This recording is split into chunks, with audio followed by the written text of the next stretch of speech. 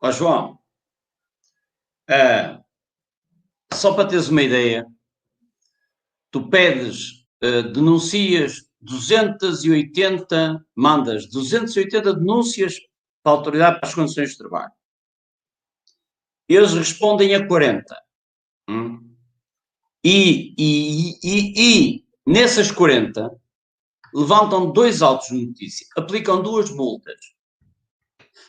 Isso é uma grande batalha.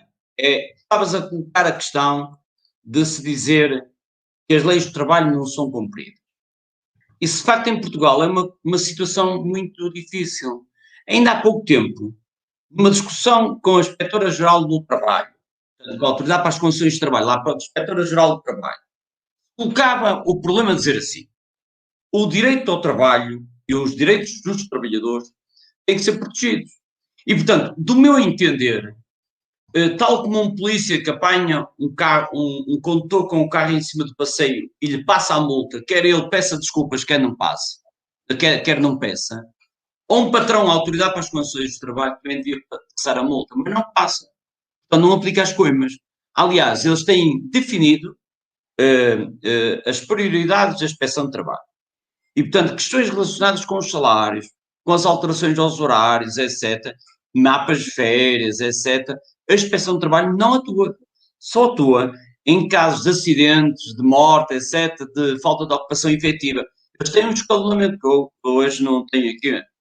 E de modo que quando nós decidimos, não, os senhores, quando vão a uma empresa, de acordo com as vossas atribuições e competências estabelecidas na lei, têm que aplicar a multa, portanto, têm que levantar o auto de condenação laboral, o auto de notícia, ou então um auto de advertência. Um auto de advertência ou um auto de notícia. O auto de advertência, portanto, pronto, se a empresa prevaricar, depois aplica a coima no dobro. O auto de notícia aplica logo a coima. A inspeção de trabalho é autorregulador, vai lá para tentar convencer os patrões a cumprir os direitos dos trabalhadores. E vai lá 10 vezes, quase a pedir, por favor, para ele regularizar uma dada situação. Não lhes aplica a multa e não pagam os retroativos para trás. Agora, tem que lugar do patrão. Que andas a roubar um trabalhador durante 10 anos. Chega lá a inspeção de trabalho e pede-te, pronto, para tu regularizar a situação. Tu regularizas, mas não pagas os 10 anos para trás. O que é que tu vais fazer a seguir? Pá, provavelmente, bem, tu não vais fazer, mas se fores ladrão, o que vais fazer depois é voltar a fazer a mesma coisa. Não é? Evidentemente. Não há outra hipótese. Portanto, a autoridade para as condições de trabalho, não, evidentemente, se ele não paga os retroativos para trás, não paga juros de mora, não lhe é aplicada a multa, então, quer dizer, de facto, o crime compensa. Mas a autoridade para as condições de trabalho, quando confrontada com estas situações, diz, mas nós não somos polícias, etc. e tal. Então, e o trabalho? Quer dizer, o valor do trabalho é desconsiderado em relação a estar um carro em cima de um passeio.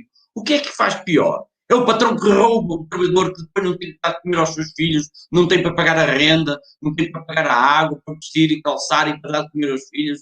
Ou é um carro que está em cima do passeio? Se pusermos isto, qual é o valor mais importante? É o trabalho, são os trabalhadores, somos nós que produzimos, o patrão no capital não produz nada, quem produz a riqueza são os trabalhadores, eles levam a mais-valia, levam tudo, eles levam tudo. E, portanto, a inspeção de trabalho, já do tempo do Guterres, quando alterou a sua posição, para que eu trabalho desde o regime fascista, eu trabalho desde 1971, sou empregado de mesa desde 1971, e, portanto, eu sei como é que atuava, portanto, como é que atuava a inspeção de trabalho nos anos atrás. Os patrões tinham algum receio, entrava a inspeção de trabalho ou a ASAI, eles tinham as atividades económicas, tinham o mesmo respeito pelas autoridades. Agora entra um inspetor de trabalho, é amigo do patrão. Portanto, o patrão já sabe que se resolver a situação, portanto, que não vai levar multa, não vai pagar juros, não vai pagar os retroativos. Ora, aí está. E esta situação que é irritante, não é? Para nós, trabalhadores, para aqueles que estão ligados aos trabalhadores, que são os sindicatos de classe, que vivem a luta dos trabalhadores e a vida dos trabalhadores, mas a inspeção de trabalho não entende isto. Aquela malta que está sentada nas cadeiras devia ser retirada à força e mandada pela janela fora. Não estão lá a fazer nada. Esta perspectiva autorreguladora, informativa e tal, não estão lá a fazer nada. Eu, às vezes apetece-me ser violento, mas eu sou um bocado violento, pelo menos verbalmente, não é?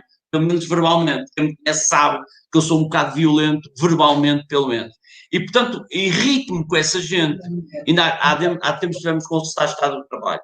Quando eu dizia-lhe, quando dizíamos eles, vocês têm que alterar isto, a inspeção de trabalho tem que aplicar sempre os multas, sempre, obrigar os patrões a pagar juros de mora. Eu vou-te dar um exemplo. Neste período da pandemia, a inspeção de trabalho manteve-se o mesmo comportamento. Só houve numa empresa, numa única, onde teve uma atuação exemplar, levantou um auto de notícia e obrigou o patrão a pagar os juros de mora do facto de não ter pago o salário, ter pago o salário com 24 dias de atraso. Eu não sei quem foi a inspetora, francamente, não sei, não conheço, pessoalmente não conheço, quer dizer, é cada inspeção do norte, do Porto, eu não a conheço. Mas eu conheço, dava-lhe os parabéns, porque de facto teve uma atuação exemplar. Obrigou o patrão a pagar juros de mora, não é? E aplicou-lhe a multa. E esse patrão sente-se inibido de voltar a prevaricar. Eu disse isto à senhora inspetora-geral e lá no... Mas, o Estado, eu estava a falar com ele. Eu sou o responsável, não interessa que não estou cá nessa qualidade, mas sou o responsável da contratação coletiva do setor da hotelaria e do turismo a nível nacional. Tem 70 e tal convenções coletivas de trabalho. Eu sou o responsável desse departamento, não estou cá nessa qualidade, estou aqui a conversar convosco neste debate agradável, mas é assim, a malta está a falar para o Estado, a falar dos direitos do trabalho, dos direitos dos trabalhadores, da falta de atuação da inspeção de trabalho, de aspectos da lei que estão mal, que é preciso resolver. Epá, ele está ali a marimbar-se, eu acho que ele nem está a pensar, nem está a olhar para nós, nem nos está a ouvir, deve estar a pensar noutras coisas. Sabes, o que acontece é pegar na mesa e virar ao contrário e dizer, olha, vá merda, que eu não estou aqui para o... Quer dizer, vim aqui para transmitir os problemas dos trabalhadores, os anseios dos trabalhadores, as dificuldades dos trabalhadores, a vida dos trabalhadores. Eu, se não está a ligar nenhuma àquilo que eu estou a dizer, eu vou-me embora, viro-lhe as costas e vou embora. É isso que acontece às vezes naquelas audiências com o Estado destes governos, pá, que só olham para os interesses do capital, que se esquecem dos trabalhadores. E por isso, a questão que tu colocaste, é uma questão pertinente. Também a evolução do setor, que o Saúl colocou aqui. Os preços dos quartos em Portugal aumentaram 87% de 2012 a 2018. 87%. O preço de um quarto, não é? Um preço de um quarto num hotel. Pronto. E as receitas dos hotéis, em particular, aumentaram 65%. Pois, em relação aos salários, tiveram congelados. Os salários tiveram congelados de 2011 a 2018. Só em 2018 foi possível rever alguma contratação coletiva. Portanto, isto é, claro que há patrões que dão aumentos, não há dúvidas. Há patrões que dão aumentos, alguns dão umas migalhas todos os anos que é para os trabalhadores não fazerem greves. Pronto, dão umas migalhas todos os anos e, portanto, dando umas migalhas todos os anos, os trabalhadores ficam mais ou menos conformados com essas migalhas. Mas dizer o seguinte, então, se o preço dos quartos em Portugal, em média, aumentou 87%, o que significa que muitos deles aumentaram mais de 100%, e portanto eles podiam ter aumentado só 50%, mas em média aumentaram 87%, e se as receitas e as dormidas aumentaram mais de 50% e as receitas mais de 65% nestes anos, os trabalhadores ficaram com os salários congelados. E quando nós batemos à porta do governo, dissemos, os senhores mudaram a lei em 2003 para promover a negociação da contratação coletiva. E nós temos a contratação coletiva bloqueada. O que é que, digamos, o governo fez? Nada. Literalmente nada. Não quis saber, isto é, em termos de poder dizer assim, bom, as empresas que não tiverem contratação coletiva não têm apoio do Estado, não recebem fundos do Estado, não podem candidatar-se aos fundos comunitários. Podia haver ali alguma coisa. As próprias associações patronais, etc. Mas o governo não fez literalmente nada. E de acordo com a lei, a Constituição da República, que lhe compete dinamizar a contratação coletiva, não fez nada. Então, durante estes 7 anos, o governo não faz nada. De 2011 a 2018, os trabalhadores de hotelaria não tiveram aumentos salariais, numa altura em que os quartos aumentaram 87%, digamos que a ocupação de camas, portanto, digamos, as dormidas, as receitas, foram muito além dos 50%, mas foi 65%, outros 57%. O Estado não faz nada, o Governo não faz nada. Mas este Governo é a favor do capital, porque é que nós estávamos à espera de fazer? Bom, é necessário que os trabalhadores lutem. E onde lutaram, as empresas que lutaram, foi possível garantir melhores salários, melhores condições de trabalho. Nas outras, vimos os salários e os rendimentos reduzir ao longo destes anos todos. E, portanto, esta é a realidade. Quer dizer, isto é, nós, os trabalhadores do setor, que garantimos, apesar de tudo, alguma qualidade de serviço, em pouco ou nada fomos beneficiados nestes 8 anos, portanto, de crescimento do setor do turismo. É o que se sabe, não é? E toda a gente conhece, bom, Portugal tirou o prémio do turismo mundial, turismo europeu, e parece que isto é quase excessivo. Ou é Porto, ou é Lisboa, uns têm os prémios, outros têm outros, e a gente fica muito contente, muito agradado e tal.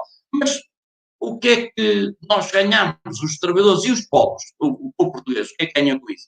Quer dizer, em termos do ambiente, em termos, digamos, das suas condições sustentáveis, etc. Portanto, de facto, é preciso mudar estas coisas, não é? Mudar estas coisas. E só se muda não é com manifestações dos patrões. Muda-se com a transformação da sociedade, com a movimentação dos povos e com a ação dos trabalhadores. Com a luta dos trabalhadores é que se vai mudando algumas coisas.